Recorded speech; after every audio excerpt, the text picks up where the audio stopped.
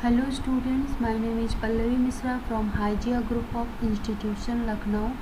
Today in this video we will discuss about the pharmacokinetics.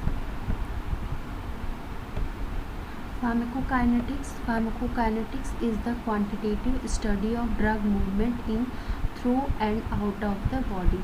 जो pharmacokinetic होता है उसमें हम क्वांटिटेटिव स्टडी करते हैं ड्रग के मूवमेंट की, मतलब हमारे बॉडी के अंदर कितनी क्वांटिटी में ड्रग का मूवमेंट हो रहा है, कितने अमाउंट ऑफ ड्रग हमारी बॉडी में जाती है और उसका मतलब कितनी क्वांटिटी में जाती है कितने, तो उसकी हम स्टडी करते हैं through and out of the body. The intensity of response is related to concentration of the drug at the site of action, which in turn is depend on its pharmacokinetic properties. इसका मतलब क्या होता है, जो intensity होती है वो response और डिपेंड करती है किस पे, कॉन्सेंट्रेशन पे. और कॉन्सेंट्रेशन जो होता है हमारा ड्रग का वो साइट ऑफ एक्शन पे हमारे कितनी अमाउंट ऑफ ड्रग, मतलब साइट ऑफ एक्शन पे कितना ड्रग पहुंचा, तो वो उसके ऊपर क्या करता है, डिपेंड करता है. और ड्रग के किस पे डिपेंड करता है, हमारे ड्रग के फार्मिको मतलब कि, और ये भी डिपेंड करता है कि हमारे ड्रग का फार्मिकोकाइनेटिक प्रोफाइल कैसा है. Pharmacokinetic consideration therefore determine the routes of drug administration, doses, latency of onset, time of peak action, duration of action and frequency of administration of drug. मतलब क्या होता है कि जो फार्माकोकाइनेटिक कंसिडरेशन होता है उस क्या डिटरमाइन करता है कि मतलब हम किस रूट से ड्रग को ले रहे हैं, ओरल रूट है कि ओरल है, मतलब जितने भी रूट ऑफ ड्रग एडमिनिस्ट्रेशन हमने आपको बताए हैं, रूट्स ऑफ ड्रग एडमिनिस्ट्रेशन, तो मतलब किस रूट से हम ड्रग को लेते हैं वो उस पर डिपेंड करता है. और डोजेस फॉर्म पे डिपेंड करता है कि किस डोज, उसके डोजेस फॉर्म क्या है ड्रग का. लेटेंसी ऑफ ऑनसेट भी देखते हैं, ठीक है. और टाइम ऑफ पीक एक्शन की कितना टाइम लगता है उसको पीक एक्शन तक पहुंचने में. ड्यूरेशन ऑफ एक्शन की ड्रग का, मतलब कितने टाइम पे वो ड्रग हमारी क्या कर रही है, रिस्पॉन्स कर रही है, 1 आवर या फिर हाफ एन आवर में कितने समय में ड्रग हमारी रिस्पॉन्स करती है. And frequency of administration of a drug, मतलब कि जो ड्रग एडमिनिस्ट्रेशन की फ्रिक्वेंसी होती है उस पर. ये हमारा फार्माकोकाइनेटिक का एक डायग्राम से हम आपको समझा रहे हैं. तो ये हमारा क्या है, एब्जॉर्प्शन. फार्माकोकाइनेटिक में हम मतलब एब्जॉर्प्शन, डिस्ट्रीब्यूशन, मेटाबॉलिज्म और एक्सक्रीशन के बारे में हम क्या करते हैं, स्टडी करते हैं. तो हम पहला देख लेते हैं एब्जॉर्प्शन. सपोज़ करिए कि अगर हम कोई ड्रग लेते हैं तो सबसे पहले मतलब कि ड्रग जो हमारा है, ड्रग इन डोजेस, कोई भी मतलब ड्रग है वो डोजेस फॉर्म में है, तो वो क्या होती है, अगर हम उसको लेते हैं तो ड्रग जो होती है रिलीज़ होती है. रिलीज़ करने के बाद क्या होता है, ड्रग का हमारा एक सोल्यूशन फॉर्म में बन जाता है ड्रग का. और ड्रग सोल्यूशन फॉर्म बनने के बाद ड्रग जो हमारी होती है वो कहाँ चली जाती है, ब्लड में चली जाती है. ब्लड में जाने के बाद ये जो यहाँ पे फ्री ड्रग लिखा हुआ है, तो जब जो ड्रग हमारी ब्लड में जाती है तो ब्लड में जाने के बाद वो फ्रीली फ्लोट करती रहती है वहाँ पे, ठीक है. तो यहाँ पे कौन सा प्रोसेस आता है, डिस्ट्रीब्यूशन का. तो ये जो फ्री ड्रग होती हैं वो कहाँ पे, कुछ मतलब बाइंडिंग साइट्स होते हैं, वो वहाँ पे जाके बाइंड करती हैं. तो डिस्ट्रीब्यूशन स्टोरेज में ही हमारे 3 मतलब टाइप्स हैं यहाँ पे, site of action, storage, tissue and protein bound, ठीक है. तो जो ड्रग होती हैं वो हमारी सबसे पहले कहाँ जाती है, साइट ऑफ एक्शन पे जाती हैं. साइट ऑफ एक्शन और स्टोरेज टिश्यू पे जाएंगी. तो साइट ऑफ एक्शन में और स्टोरेज टिश्यू में बाउंड और फ्री लिखा हुआ है. तो बाउंड का मतलब क्या होता है कि ये जो फ्री ड्रग है वो हमारी कहाँ पे गई है, सबसे पहले हमारी यहाँ पे गई है साइट ऑफ एक्शन पे. साइट ऑफ एक्शन पे जाने के बाद वो ड्रग क्या करती है, कुछ मतलब स्पेसिफिक साइट होते हैं जहाँ पे ड्रग हमारी जाके क्या करती है, बाइंड करती है, उसके बाद एक्शन को प्रोड्यूस करती है, ठीक है. तो ऐसी ड्रग जो कि क्या करती है, साइट ऑफ एक्शन पे जाके एक जो बाइंडिंग साइट है वहाँ पे बाइंड कर लेती है, तो उसको बोलते हैं बाउंड फॉर्म, ठीक है। और उसी में से जो कुछ अमाउंट ऑफ ड्रग जो होती है वो बाउंड नहीं करती है, ऐसे फ्रीली वो वहाँ पे मतलब होती है, तो वो ये रिवर्सिबल जो रिएक्शन दिखा रखा है वो फिर से कहाँ चली आती है, हमारे ब्लड में चली आती है। ऐसे ही स्टोरेज टिश्यू में होता है कि जो कुछ अमाउंट ऑफ जो ड्रग होती है वो हमारी क्या कर लेती हैं, बाउंड कर लेती है, मतलब बाइंडिंग साइड पे जाके मतलब चिपक जाती है वहाँ पे। और कुछ जो ड्रग होती हैं वो बाउंड नहीं करती हैं, तो वो फ्री फॉर्म में होती हैं, तो वो पुनः कहाँ चली आती हैं, हमारी ब्लड में चली आती है। उसके बाद क्या होता है कि यहाँ पे प्रोटीन बाइंडिंग होता है। प्रोटीन बाइंडिंग में भी कुछ अमाउंट ऑफ ड्रग क्या होती हैं, प्रोटीन बाइंडिंग मतलब बाउंड के पास मतलब कुछ बाइंडिंग साइट्स होती हैं जहाँ पे ड्रग आके क्या करती हैं, बाइंड करती हैं। और कुछ अमाउंट ऑफ ड्रग फिर क्या होती हैं, फ्री ड्रग मतलब फ्रीली ब्लड में क्या कर रही होती है, मतलब प्रेजेंट होती हैं।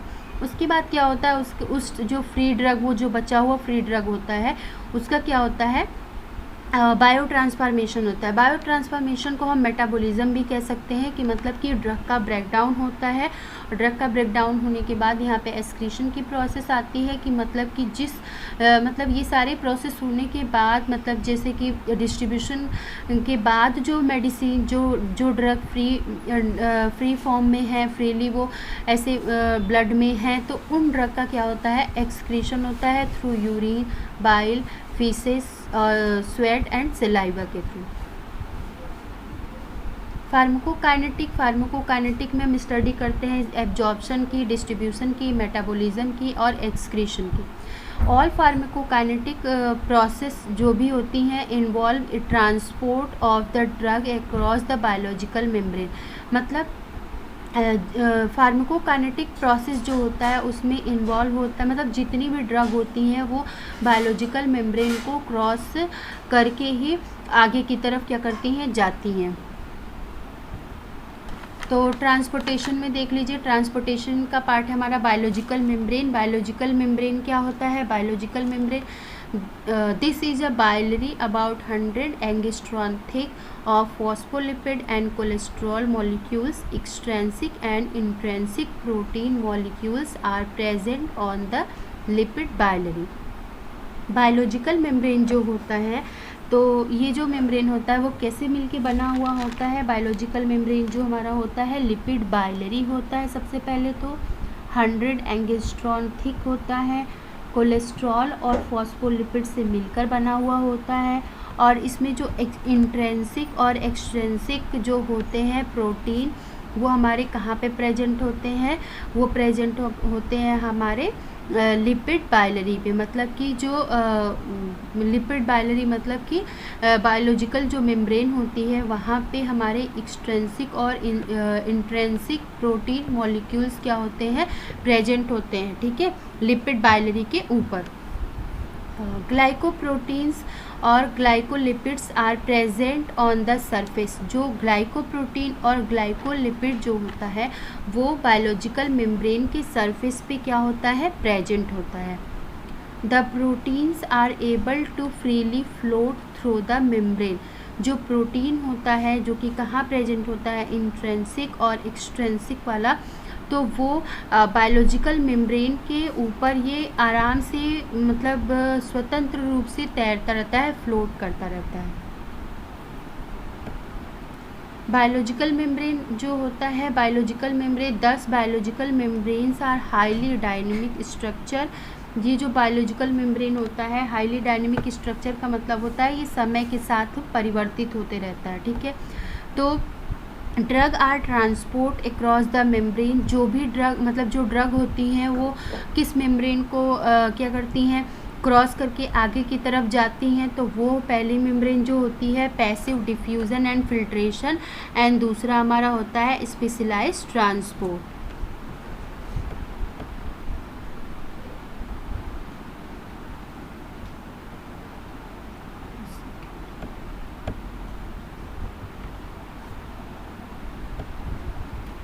ये हमारा क्या है, बायोलॉजिकल मेम्ब्रेन का डायग्राम है। यहाँ पे हमारा क्या है, ये पोर होते हैं जिनके थ्रू क्या होती है, ड्रग जो होती हैं हमारी अंदर की तरफ जाती हैं। कुछ जो ड्रग होती हैं जो लिपिड सॉल्युबल ड्रग होती हैं वो यहाँ पे उसकी एक लिपोइडल मैट्रिक्स बनी हुई होती है, उसके थ्रू जाते हैं। यहाँ पे हमारा इंट्रिंसिक प्रोटीन होता है, यहाँ पे एक्सट्रिंसिक प्रोटीन होता है, ये साइटोसोल होता है, और ये हमारा कार्बोहाइड्रेट्स होते हैं। और ECF का फुल फॉर्म क्या होता है हमारा, एक्स्ट्रा सेल्यूलर फ्लूइड। तो ये हमारा डायग्राम है किसका, बायोलॉजिकल मेम्ब्रेन का। ट्रांसपोर्टेशन में पहला हम पढ़ेंगे passive diffusion and filtration. Passive diffusion और फिल्ट्रेशन क्या होता है, the drug diffuse across the membrane in the direction of its concentration gradient, the membrane playing no active role in the process। सबसे पहले क्या होता है पैसिव डिफ्यूज़न में, सबसे पहले हम ये समझेंगे कि पैसिव डिफ्यूज़न होता क्या है, उसके बाद इस पॉइंट को हम बताते हैं। पैसिव डिफ्यूज़न जो होता है इसमें कोई भी एनर्जी की ज़रूरत नहीं, मतलब कोई भी एनर्जी खर्च नहीं होती। ड्रग जो होती है हायर कंसंट्रेशन से लोअर कंसंट्रेशन की तरफ मूव करती है, ठीक है।